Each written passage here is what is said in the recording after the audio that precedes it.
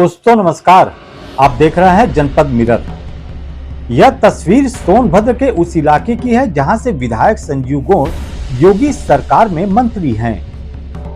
हैरान व विचलित करने वाली यह तस्वीर आपको हर साल बारिश के दिनों में देखने को मिल जाएंगी।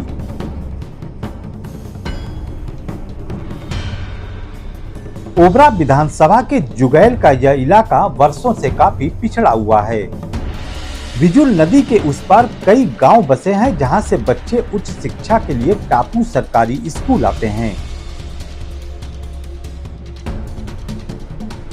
यूं तो पूरे साल भर बच्चों को नदी पार कर स्कूल आना जाना पड़ता है, लेकिन बरसात के दिनों में नदी बढ़ जाने से बच्चे लगभग 4 महीने स्कूल से कट जाते हैं। बच्चों की पढ़ाई बाधित होने की वजह से कई माँ बाप जान जोखिम में डालकर अपने बच्चों को स्कूल पहुंचाते हैं ताकि उनकी पढ़ाई जारी रहे। हर साल बरसात के समय में बच्चों की संख्या कम होने से टीचर भी परेशान रहते हैं। उनका कहना है कि सैकड़ों की संख्या में बच्चे बरसात के समय घर बैठ जाते हैं, जिससे उनकी पढ़ाई बाधित होती है।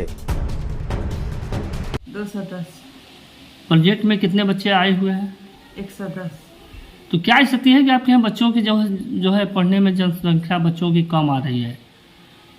40 के करीब में नदी पार के बच्चे हैं तुस गांव के, और 35 बच्चे गौरा के नदी पार के बच्चे हैं। नदी बढ़ जाती है तो बच्चे स्कूल नहीं आ पाते हैं। मतलब बाढ़ के समस्या की वजह से जो है बच्चों का जो है थोड़ा सा आवागमन कम है या बच्चे नहीं आ पा जा रहे हैं? नहीं आ पा जा रहे हैं और पढ़ाई बाधित होती है। ये समस्या बहुत दिनों से चली जा रही है। ये समस्या बहुत दिनों से है। हर साल यही समस्या रहती है। नदी जब आ जाती है, बरसात होता है तो।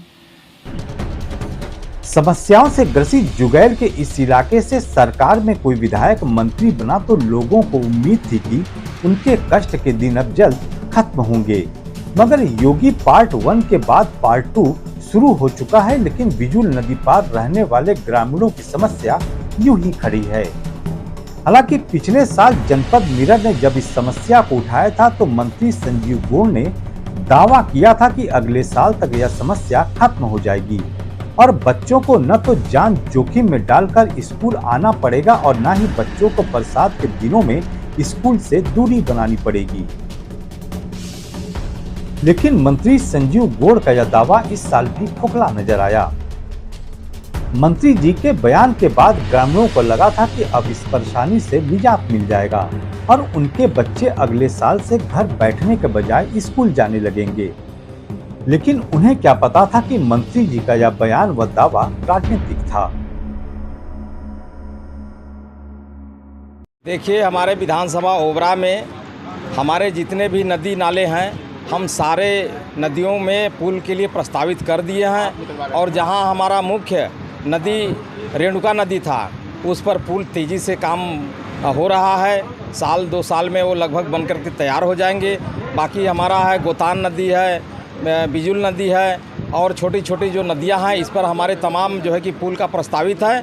और जहां तक बच्चों का सवाल है, बच्चे विद्यालय नहीं जा पा रहे हैं, तो इसको संज्ञान में लेकर के बेसिक शिक्षा अधिकारी से हम बात करते हैं और संज्ञान में लेकर के अगर इस तरह का होगा तो हम उस पर कार्रवाई करवाएंगे। स्थानीय लोगों का कहना है कि मंत्री जी तक समस्या रख दिया गया था और उन्होंने आश्वासन भी दिया था कि रपटा या पुल बन जाएगा। उन्हें अभी भी उम्मीद है कि मंत्री जी ने कहा है तो रपटा या पुलिया जरूर बनेगा। देखिए, यहाँ नदी उस पार के काफ़ी बच्चे आते हैं। बिजुल नदी है और बिजुल नदी के काफ़ी बच्चे नदी उस पार से आते हैं। टुस गाँव हो गया, गौरा हो गया, सलहवा हो गया, तो इसलिए 2, 2.5, 3 महीने तक लगभग समस्या रहती है वर्षा काल में। इसमें कोई उपाय है? जैसे हम लोग हर साल उठाते हैं मुद्दा, तो इसमें कोई न कोई उपाय या कुछ होना चाहिए जैसे बच्चों का भविष्य के साथ खिलवाड़ न हो। माननीय राज्य मंत्री के यहाँ तक बात पहुँची थी और माननीय राज्य मंत्री ने कहा था कि इस पर पुल बनवाने का प्रयास किया जाएगा या तो रपटा बनवाने का प्रयास किया जाएगा ताकि बच्चों की यह समस्या दूर हो सके।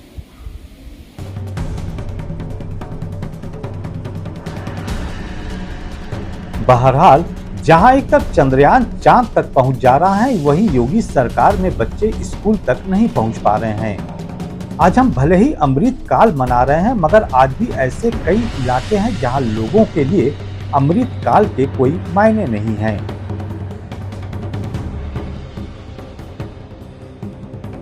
शांतनु कुमार के साथ घनश्याम पांडे, जनपद मिरर, सोनभद्र।